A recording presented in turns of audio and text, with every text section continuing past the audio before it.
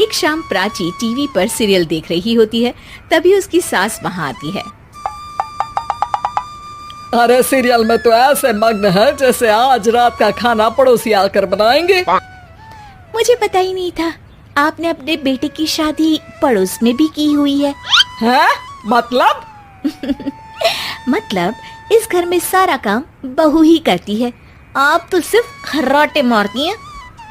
अच्छा जी, फिलहाल तो तुम आराम फरमा रही हो, चलो जाओ, ये मेरे टीवी देखने का समय है।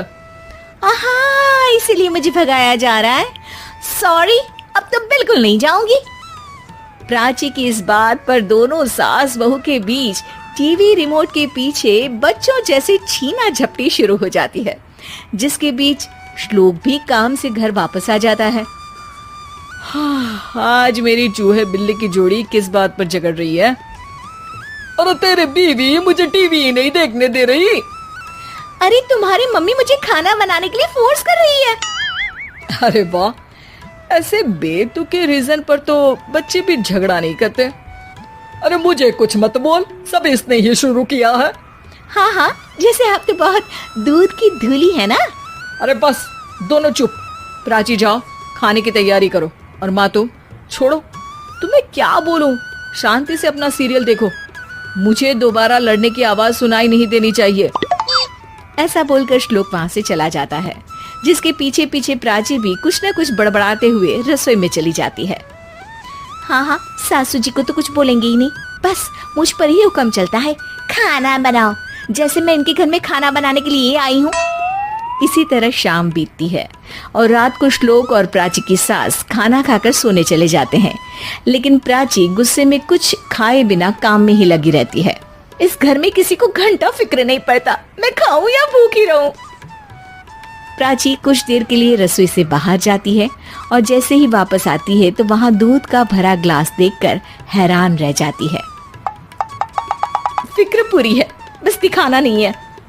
प्राची दूध पीकर सोने चली जाती है और अगली सुबह एक बार फिर सास बहू का कार्टून नेटवर्क स्टार्ट हो जाता है।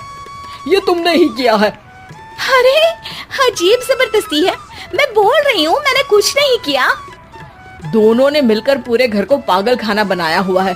यहाँ कोई नॉर्मल इंसान तो रह ही नहीं सकता, इसीलिए अब पड़ोसी क्या रिश्तेदार भी घर आने से कतराते हैं। और सुन बेटे, तू भी चंगा, तेरी माँ भी चंगी, तेरी बीवी भी चंगी, रिश्तेदार।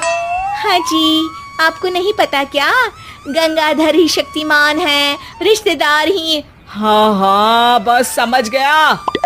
कभी जानवरों जैसे लड़ेंगी तो कभी जुगलबंदी करेंगी।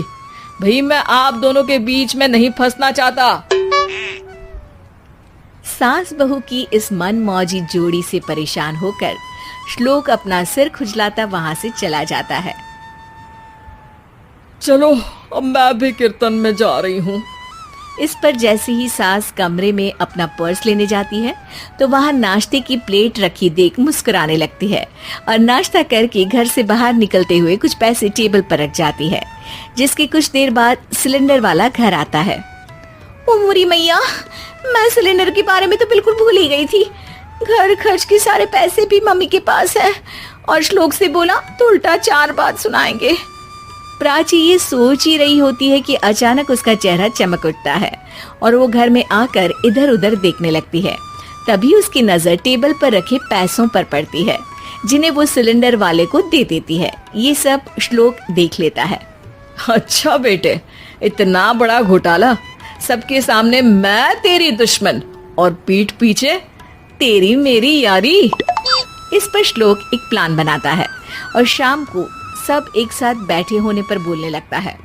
माँ, तुम दोनों की बहुत लड़ाई होती है, इसलिए मैं सोच रहा हूँ कि प्राची को उसके घर छोड़ाऊं, इससे वो भी खुश रहेगी और तुम भी। अचानक श्लोक की ये बात सुनकर सास बहू शौक से उसकी तरफ देखती हैं। अरे ऐसे कैसे घर छोड़ाओगे, मुझे कहीं नहीं जाना। अरे तुमने बोला नहीं पर मैंने सुन लिया, तुम्हें मम्मी के साथ रहना अच्छा नहीं लगता, मुझे पता है। अरे वाह, अरे जब बहू खुद कुछ काम बोले तो वो तुझे सुनता नहीं, और अब जो इसने बोला ही नहीं वो तू समझ गया। जब उसे नहीं जाना तो फिर जबरदस्ती क्यों कर रहा है? अच्छा, फिर आपको मौसी के घर छोड़ाता हूँ, बस अब आप दोनों एक घर में एक छत के नीचे नहीं रह सकती। मैं इस टॉम एंड जेरी की जोड़ी को और नहीं झेल सकता। है? ऐसे कैसे नहीं रह सकते? तुम्हें इतनी दिक्कत है तो तुम्हारा बोरिया बिस्तर पैक कर देती हूँ, लेकिन मम्मी जी कहीं नहीं जाएंगी।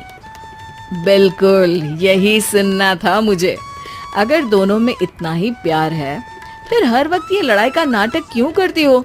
देखा मैंने कैसे माँ किचन में दूध रखती है और तुम उनके लिए कमरे में नाश्ता रखती हो, और कैसे वो पहले ही तुम्हारी दिक्कत समझकर घर में पैसे रखकर बाहर जाती है। अरे भाई, इतना ड्रामा तो डेली सोप में भी नहीं होता जितना तुम दोनों ने इस घर में फैलाया हुआ है। तू हमें टॉम एंड जेरी बोलता है ना, तो याद कर वो दोनों भी एक दूसरे को बाहर वालों की बुरी नजर से बचाने के लिए हमेशा सबके सामने लड़ते थे, लेकिन अकेले में दिक्कत के समय मदद भी तो करते थे।